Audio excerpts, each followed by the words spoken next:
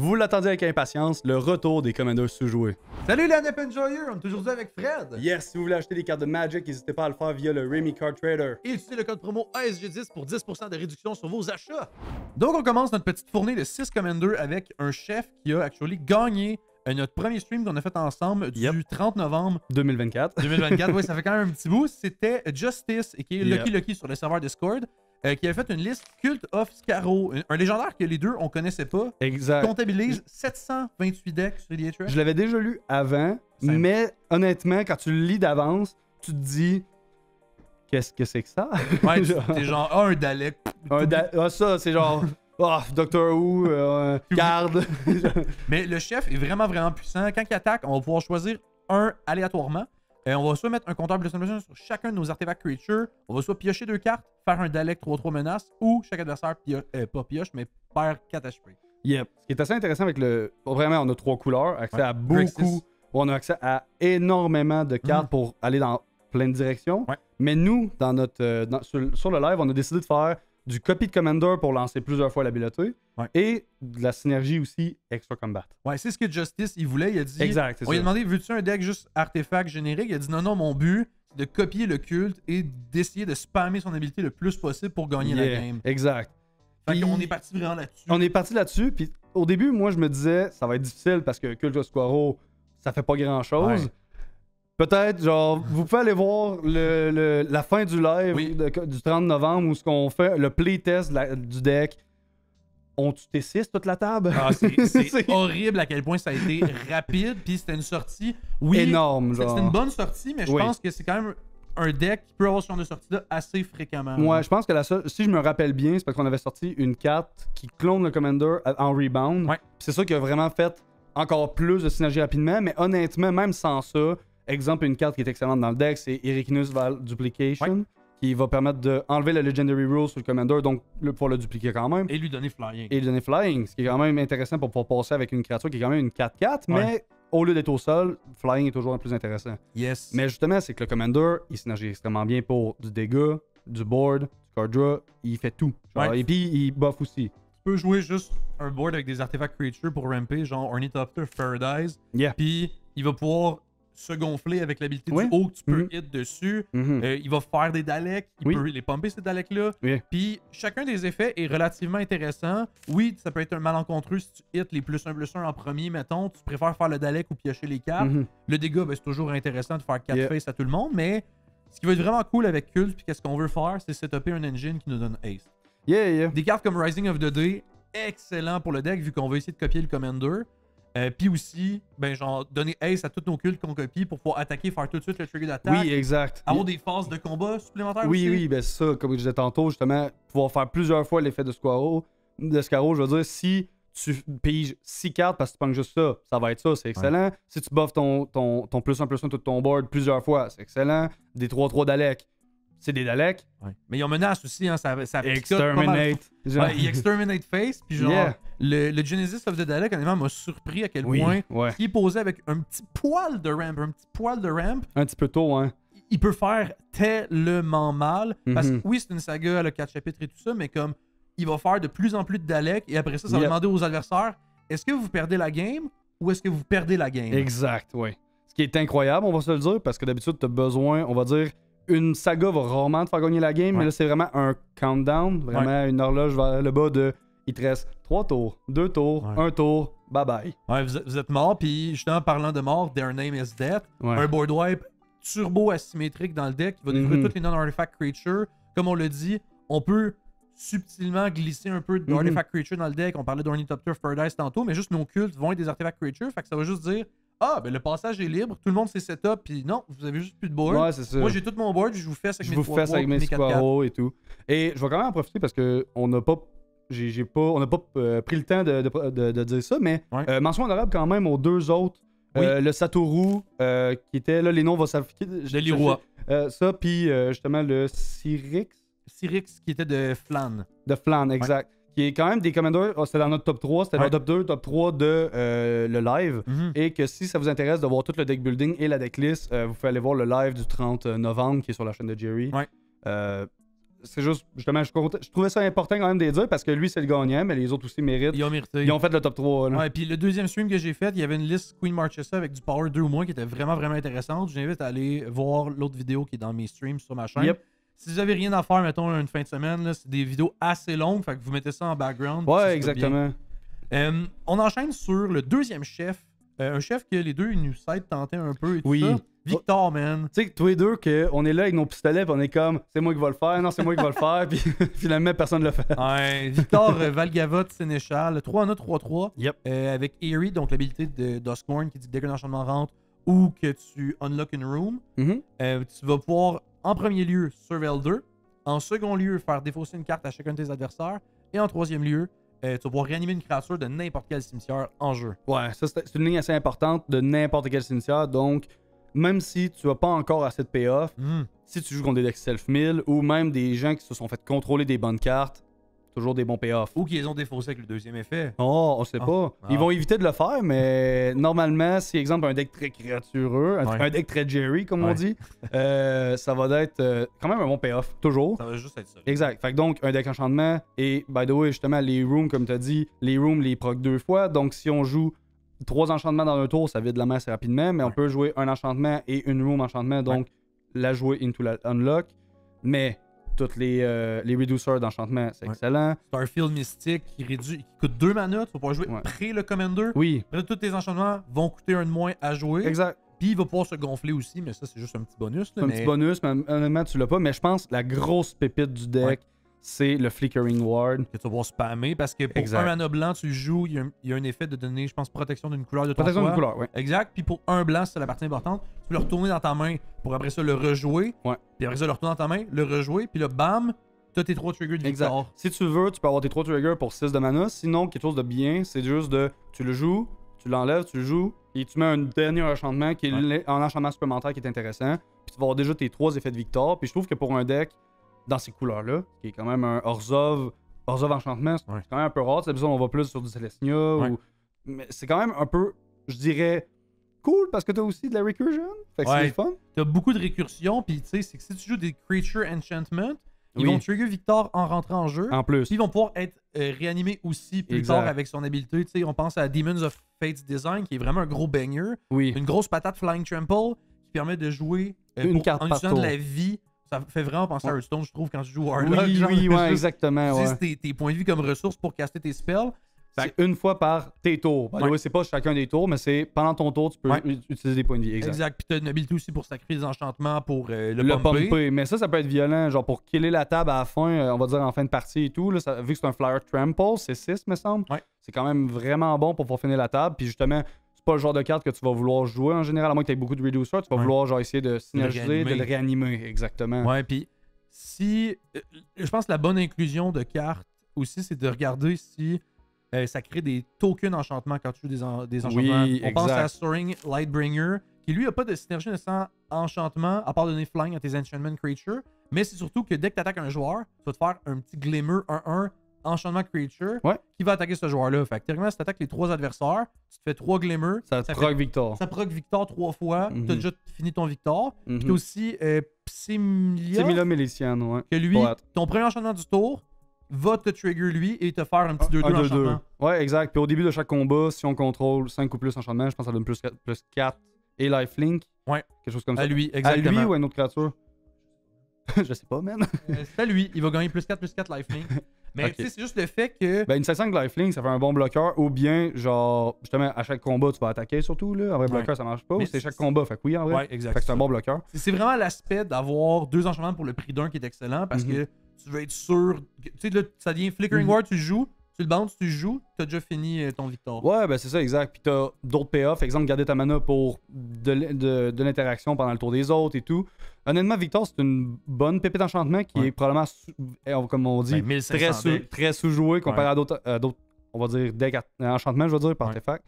Donc... Ben, tu joues pas des couleurs optimales pour ça, mais tu sais, on parle même pas des autres payoffs comme le Giant qui fait que tu fais -1/-1 à toutes les créatures ennemies constamment.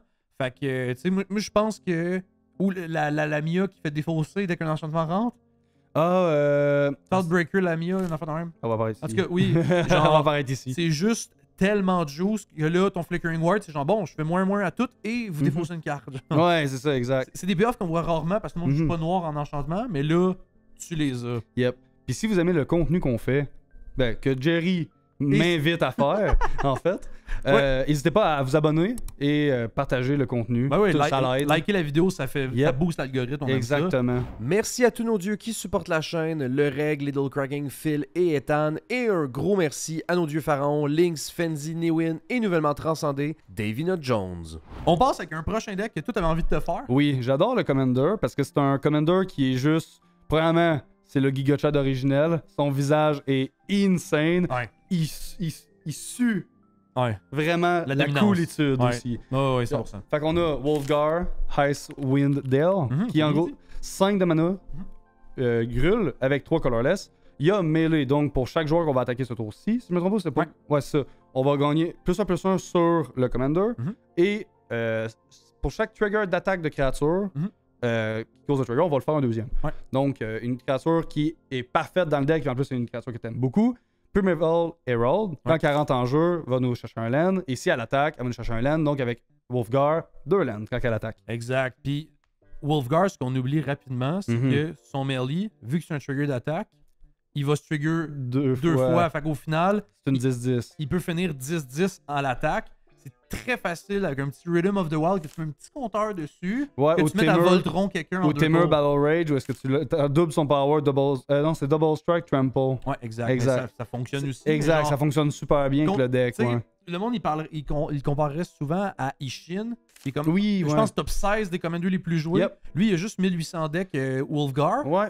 Puis Ishin coûte 3 mana. Le monde se dit, ben là, ton petit, pas ton payoff, mais ton Enhancer coûte 3 mana au lieu de 5. Ouais. Mais j'ai jamais vu personne Voltron avec Ishin. Tandis que Wolfgar, c'est très facile de side Voltron avec, de justement faire des trucs impactants. Puis moi, ce que je trouve intéressant en liste de pourquoi je trouve la carte vraiment cool, c'est aussi le fait que, vu que tu as du vert, tu as accès à beaucoup d'excellentes cartes. C'est genre qui sont, selon moi, des bangers absolus, que soit c'est des cartes pas connues comme le Primeval Herald qui était juste avant, tu as aussi les Mystery Green qui est excellent, que quand on se rappelle que quand il attaque, tu fais un vote et tout le monde peut voter, toi tu votes au début pour une première fois, je pense. Chaque joueur va voter, puis après ça, c'est soit il vote pour que tu te fasses 2 trésors ou que tu mettes un compteur de Blossom sur toute ta team. Mais il y a 2 votes complets. Ouais, exact. Fait qu'au final, tu vas... Exemple, toi tu fais ce que tu veux le plus, qui est, I guess, les compteurs parce que tu veux go. Ça veut dire que ça, compteur, into treasure, on veut pas booster le board. Treasure, bon ben je vais faire 6 trésors. On refait un vote, les gars. Ouais, on refait 6 trésors encore, puis là t'as 2 compteurs sur toute ta team. C'est ça. C'est turbo violent. Puis si, exemple, ils voient que tu voudrais de la mana, puis ils vont te donner des compteurs parce que t'as pas un gros board, ton Wolfgar va potentiellement être énorme. Ouais, ce qui est vraiment violent. Puis Wolfgar, c'est le genre de deck qu'à cause du ramp, justement, il va quand même être capable de très bien se refaire après des wipes parce que là, tu vas jouer juste une grosse patate, à la limite caster Wolfgar parce que tu l'avais même pas encore joué. Puis là, t'es genre, il y a des Ace Enablers à table, il refait tout de suite sa stratégie. Versus un Ishin que j'ai l'impression qu'il va avoir peut-être plus de difficulté à se refaire après un wipe parce que c'est plus low to the ground avec des petites créatures évasives. Là, tu joues du vert, tu veux ramper, jouer des ramp and growth et compagnie. Pour que là, après ça, tu slams un Ace Enabler, puis là, bam, bam, bam, patate. Yes. Puis en plus, ce qui est incroyable avec le Commander, c'est qu'on l'oublie souvent. Bon, non, j'espère pas que vous l'oubliez. Mais le fait qu'il gagne des compteurs puis du dégât avec le melee, on peut très clairement jouer des cartes qu'en main phase 2, on va piger 10, 12. Tu sais, justement, pour piger par rapport au power. Mon Dieu, parce que c'est sick, parce que tu fais ton combat, puis into. Ben maintenant qu'il a toutes les melee, c'est le temps de piger.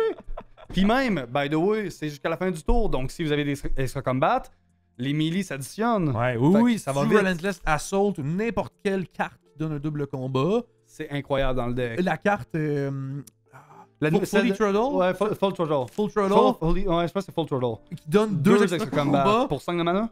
Ouais, 6 mana. 6 de mana? Ça, là, tu joues ça dans Wolfgar, c'est fini. Surtout qu'on va se le dire, il y a beaucoup d'extra combat qui valent un peu d'argent, mais il y en a vraiment quelques-uns, on va dire 4-5. En bas de 5$. Non, en bas de 3. En bas de 3 parce que t'as celui aussi de Outlaws of Thunder Junction? D'Assassin's Creed? Ouais, t'as Outlaws, Assassin's Creed. Assassin's Creed il vaut moins cher, mais il faut que tu connectes. Mais le truc, c'est que le Commander, ça peut être difficile par rapport à... vu qu'il n'y a pas d'évasion. Mais tu peux quand même jouer des trucs comme Embercleave et des trucs comme ça pour essayer de go hard! Embercleave, legit, un de mes amis joue Wolfgar.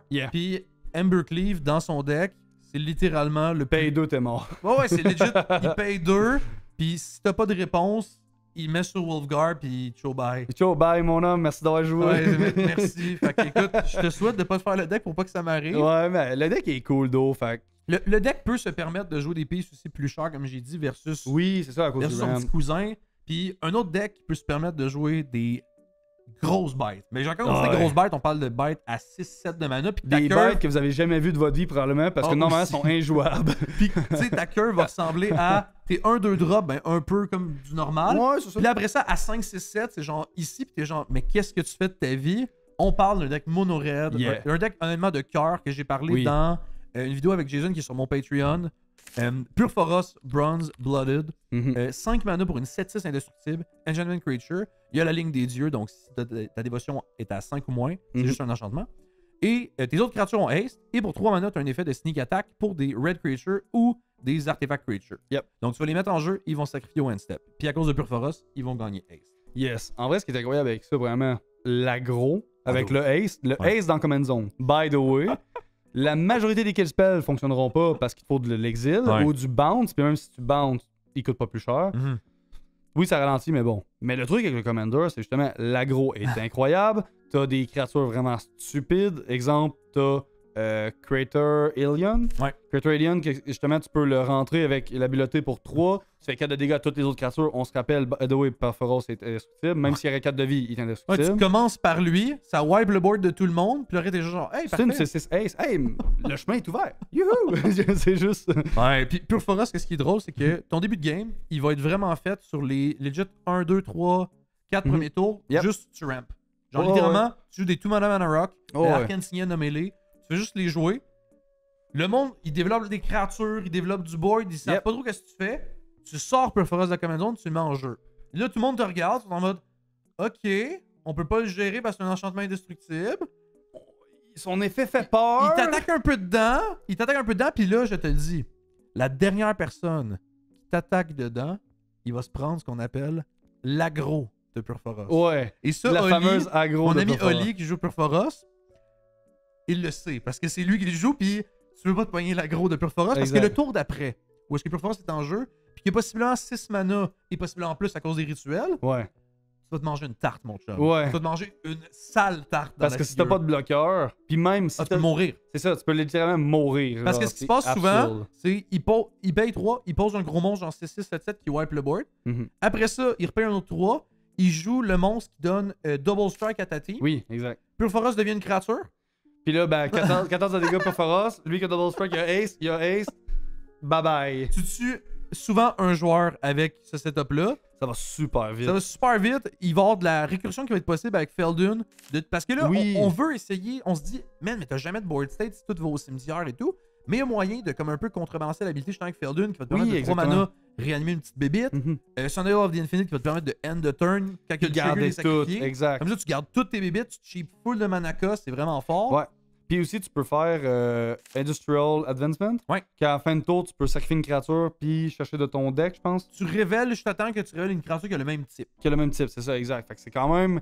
Tout dépendamment de ce que tu sacrifies, ça peut aller extrêmement vite, on va se le dire. On dit de la merde, c'est pas ça. Non, c'est mana value, je pense. Tu check le top X où X c'est son mana value, par exemple, tu peux mettre une créature parmi ça en jeu. Bah, c'est ça. Je l'ai mélangé avec une autre carte que je vais faire apparaître. Mais c'est quand même incroyable parce que, honnêtement, tes monstres coûtent toutes 6 si t'as pas ton Sundial of the Infinite, ça fait quand même que tes créatures, tu vas les perdre, mais tant qu'elles les perdent, on va les remplacer. Ouais, mais c'est ça, c'est que il va avoir le trigger des sacrifiés, puis là, tu vas répondre à ça en la sacrifiant avec l'effet pour aller en cheater une qu'elle reste en jeu puis qui va pouvoir bloquer. Puis là, la strat, c'est vraiment de mettre beaucoup dans votre deck des créatures qui en ETB, puis wipe le board. Il y en a quand même beaucoup qui existent en mono-red, puis on les joue pas parce que souvent, c'est un peu clunky à 6-7 mana, puis on perdrait notre terrain. Mais là, dans ce deck-là, c'est juste excellent. Puis genre, des cartes comme No Spine Dragon, parce qu'on se dit, hey, mono rouge, comment tu vas faire pour piocher? No Spine Dragon. No Spine Dragon va littéralement, les amis, vous faire piocher genre 20 cartes. Quand il rentre en jeu, c'est un gros dragon flying. Vous défaussez votre main pour piger égal au nombre de dégâts que vous avez fait à vos adversaires. Fait que tu sais, la grosse Purphoros qu'on parlait au début. Tu sais, tu mets 40 sur un joueur, puis là, tu regardes les gens, puis t'es comme. Non, mais je vais payer 3. Je vais mettre un No Spine Dragon en jeu. Ça passe?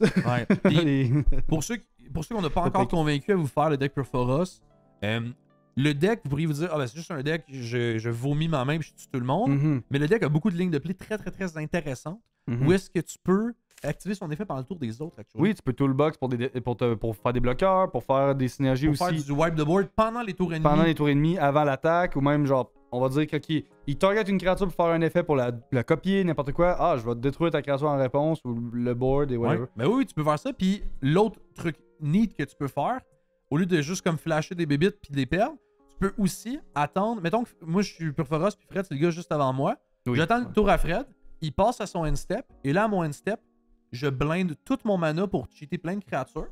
Ton end step est déjà passé. Mes bébites vont se sacrifier au prochain end step, et qui est à mon end step à moi. Ça passe à moi, je ne tape, je cheat d'autres bébites, et là j'ai un tour avec peut-être 6, 7, 8 créatures en jeu. Oui, c'est ça, exact. Et là, je turbo-tue 2-3 joueurs. Parce que, c'est justement parce que vu que c'est la end step est déjà passée, donc ça va directement à la prochaine. Exactement. Ce qui fait que tu peux additionner très facilement un board dévastateur que l'aggro de Purphoros. L'aggro de Purphoros va juste... C'est juste, c'est l'équivalent de lui qui te regarde, puis... Ben écoute, quand on va faire notre chalet cet été, Oli va être là, tu vas pouvoir affronter Purphoros puis voir l'aggro de Purphoros. T'as pas hâte, man. J'ai pas hâte. Puis un deck, je pense que tu vas avoir plus hâte de jouer contre.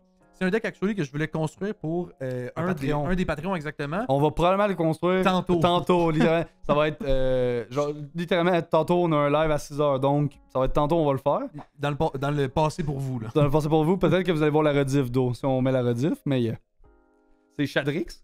C'était pas super, hein? Moi je pensais que t'allais prendre le Wingman, mais non. Shadrix Silver Squill, 5 de mana en Orzhov, 3 colorless. Flying Double Strike 2-5. Au début de chaque combat, chacun de tes combats, tu peux choisir jusqu'à 2 modes et ça va le donner à des différents joueurs. Donc, soit on va créer et donner, soit garder un 2-5 Inkling Flying. Une 2-1, ouais. C'est pas grave. J'ai dit combien? T'as dit 2-5. 2-5 l'Inkling. Anep Enjoyer. Target player pige 1 en gros Faction Arena Effect. Pige 1 par 1. Et sinon, on peut mettre un compteur sur toutes les créatures qu'un joueur contrôle. Ce qui est. Donnez pas ça à vos adversaires, faites-le sur vous, mais c'est cool. Non, moi, il n'y a pas de board. Tu sais, littéralement. Oui, c'est ça. Tu regardes un joueur qui a pas de board, t'es genre, hey, moi, je vais piocher une carte, puis toi, ben, mets un compteur sur aucune créature. Exact, c'est ça. Puis lui, il te regarde. Ah ouais? Ok. Puis là, il joue un Call de Copper Coats en réponse. Puis là, tout devient des 2-2. Mais toi, ce qui est cool, c'est que là, dans notre deck de Shadrix, nous, comment est-ce qu'on veut le construire? C'est justement un deck Go Wide qui va profiter des marqueurs +1/+1. Donc, le Call de Copper Coats, il va être dans ta liste à toi. Exact. Fait que toi aussi, tu vas jouer le Call de Copper Coat. On a aussi Fidel Retreat qui va créer des tokens lorsqu'il rentre en jeu ou mettre des +1/+1 et vigilance sur tes créatures. Ça va être vraiment, vraiment fort. Sur tous les tokens que tu crées. En début de game, tu peux te faire des bodies et tout ça. Une carte qu'on adore tous les deux, Threefold Thunderhawk. Ah, man. Créer des tokens. On aime ça, les tokens. C'est que le fait qu'il le fait par rapport à son power, vu que tu synergises avec les compteurs, c'est de plus en plus il gros. va faire de plus en plus de gnomes, qui les autres vont être buffés aux stéroïdes. Exact. Aussi. Les golems vont littéralement être joufflus, les petits gnomes. Oui, c'est ça. Puis une de mes cartes préférées de Baldur's Gate, la Hazel, qui va mettre le double ou un de plus. Je pense que c'est un de plus. C'est ça, un de plus de ces genres de compteurs-là. Ça revient au double au final. Oui, c'est ça, mais c'est con, by the way, si vous le savez pas, parce que c'est de n'importe quel compteur, donc des compteurs de Planeswalker et tout. Mais dans la synergie actuelle qu'on voulait faire, justement, le Commander met des +1/+1 sur toute la team, donc ouais, tu passes au combat, puis là, tu triples ton Power Toughness si c'est des 1-1 ouais, c'est ça, exact. Si ça devient des 3-3, c'est énorme, justement. Puis c'est à tous les tours, by the way. Tous les combats. À tous tes combats, tu vas faire ça, puis t'es genre le gars qui est un peu en arrière puis qui fait rien, t'es genre, ah, fais-toi un Inkling, ou ah, pioche une carte. Puis là, je vais Blue Balls, parce que là, tu vas faire what the fuck, mais la carte des Mogols qu'on a parlé dans l'autre vidéo qui va sortir avant celle-là, elle marche super bien dans Shadrix. Mogols Valor, ça va rentrer absolument dans le deck. Ça va être gratuit dans le deck. Puis en plus, je sais que Fenzi, le gars que je vais faire la liste, tu vas y mettre dedans. Non, mais il adore Final Fantasy, fait qu'on va le mettre, c'est sûr. Let's go. Puis une carte que j'ai découvert qui est sortie dans Tarkir Dragonstorm, c'est Yatan Tombguard. Dans le fond, c'est une 2-3 pour 3 qui dit qu'elle a menace et surtout que dès qu'une créature que tu contrôles va connecter dans un joueur, si elle avait un marqueur dessus, tu vas piocher une carte, perdre une vie. Ça peut littéralement te tuer. Ouais. Mais dans le meilleur des mondes, c'est littéralement, tu pioches peut-être 5-6 cartes par tour avec ça. Ouais, c'est quand même bien. Puis un autre, tu sais, le plan de jeu aussi, c'est de flow de le board pour pouvoir remplir le board. Donc des cartes comme Jack Rabbit, où est-ce qu'on va legit payer dans le X le Ravenous pour que ce soit un gros lapin, mais pour le nombre d'attaques qu'il y a. Ça, Power, je pense que c'est Power. Ouais, son Power. Swing into le board. Ouais, le Threefold Thunderhawk et le Jack Rabbit sont inclus dans la liste parce que justement, dès que tu gonfles leur attaque, ils font plus de tokens. Fait que ça fonctionne avec ta stratégie de Mais le seul problème, je dirais, avec ça, c'est vu que c'est un trigger de combat, d'attaque, c'est que ça se fait dans le mauvais ordre. Donc, non. Tu vas mettre les compteurs, puis il va attaquer. Non, non, c'est au début du combat, puis après ça, tu déclares les attaquants. Ok, mais toi, tu veux dire, les tokens qui crient vont pas être buffés. Exact, oui. Ah, moi, je te parle, lui, il va être buffé, donc il va faire plus de tokens. Oui, c'est ça, exact. Ok, on dit la même affaire, c'est juste. On dit la même affaire, c'est juste. Justement, c'est juste qu'on pourra pas créer les tokens avant de les buffer, mais c'est vrai qu'on va créer un token de plus, ou peut-être deux, ou whatever, tout dépendamment de. C'était la SL ou quelque chose. La SL ou autre chose, exact. Je pense qu'il y a vraiment de quoi de cool. Le monde, il construit souvent de manière politique ce deck-là, parce que justement, au combat, nanana, mais je pense qu'il y a vraiment un cook intéressant à faire par rapport au fait de Go Hard, d'avoir un commander qui dit double power toughness de ta team au combat, puis ça va juste incremental à chaque tour. On n'en a pas parlé, mais le commander a Flying Double Strike, c'est une 2-5, puis il se met des compteurs sur lui aussi. Tu peux clairement en mettre de d'autres manières aussi. C'est ça, exact. Fait que tu vas très clairement faire le dragon qui va le regarder, puis noum. Il peut te faire littéralement des grosses patates par tour. Tu peux pouvoir en 2-3 tours, peut-être en commander damage, je veux dire. Ouais, tu sais, moi, honnêtement, c'est un chef qui m'intéressait depuis vraiment longtemps. Puis là, je le fais pour quelqu'un, fait que là, je suis en mode, je peux pas me le faire. Mais c'est un chef que pour de vrai, ça se peut que je me fasse moi-même. Exact. Je prends un petit 3 secondes pour remercier mes Patreons qui supportent la chaîne. Si jamais ça vous intéresse, il va y avoir le lien en description. Prochain deck, un chef que toi, t'as construit pour quelqu'un. J'ai construit pour quelqu'un pendant mes lives hier. Yes. Mes lives tous les jeudis, c'est cadeau. Sur Twitch. En gros, Miméoplasme. Rivered One. On se rappelle du vieux Miméoplasme un peu bizarre. On va dire quand même quelques decks, mais qui est... Il est très populaire. Ouais, il est quand même très populaire. Mais tu sais, justement, je me disais, j'ai vu le nouveau. Puis au début, je me suis dit, pourquoi? Ah, il est nul.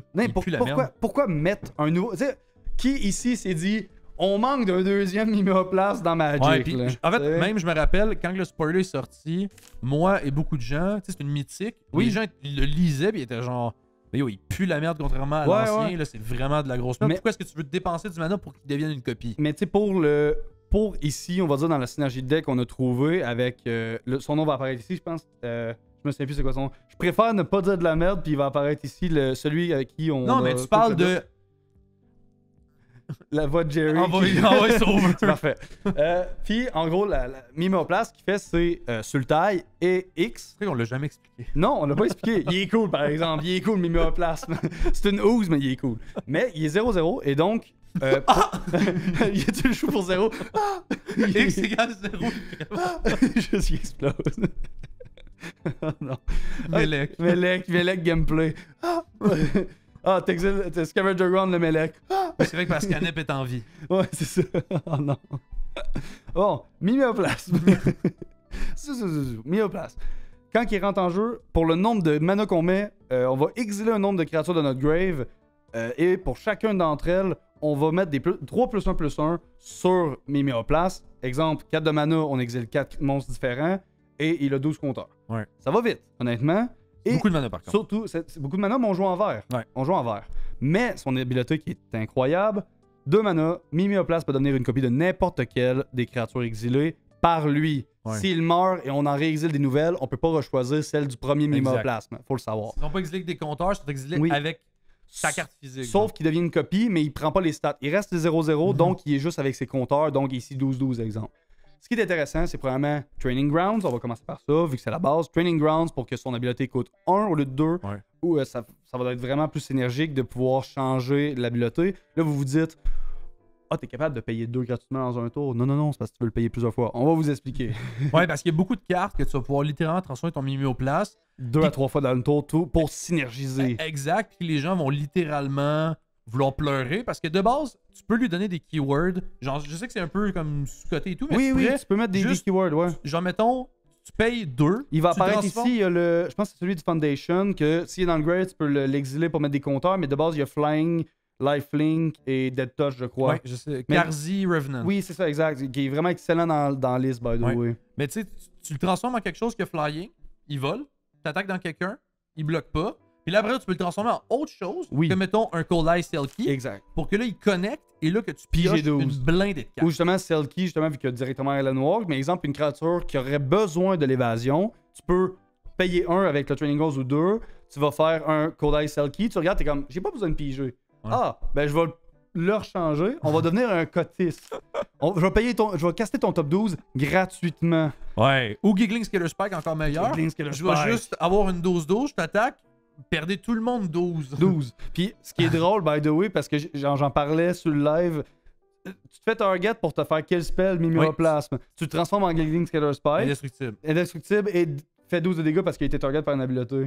Non, parce que. C'est l'été des habiletés? Il a déjà été target, malheureusement. Ah, ouais, mais attends. Faut que tu fasses préemptivement. Ça dépend. Je pense que ça dépend en termes d'order. Faudrait que tu le fasses préemptivement. Préemptivement, mais tu peux quand même le mettre indestructible ou avec Cotis qui est indestructible aussi. Tu peux le transformer en bébite qui a X-Proof et là, ça va fonctionner pour canceller le spell. Mais ça marche aussi si tu mets Giggling, Into, tu le target avec des habiletés pour mettre des compteurs. Ah oui, si tu le target avec un spell, tu target creature, mets des compteurs. Ouais. Puis sinon, quelque chose d'incroyable, on a. Ok. La gang.